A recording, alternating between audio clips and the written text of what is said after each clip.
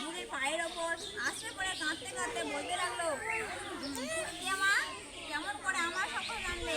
আমায় দয়া করে বলো, তা না হলে আমি তোমার পা ছাড়বো না। মা ষষ্ঠী ছোট বউয়ের কাতরতা দেখে বললেন, বাছা, আমি মা ষষ্ঠী, লোক যা করে আমি সব জানতে পারি। ছোট বউ তখন আবার কেঁদে বলতে লাগলো, মা, আমি খুবই অন্যায় করেছি, আমার পাপের শেষ নেই।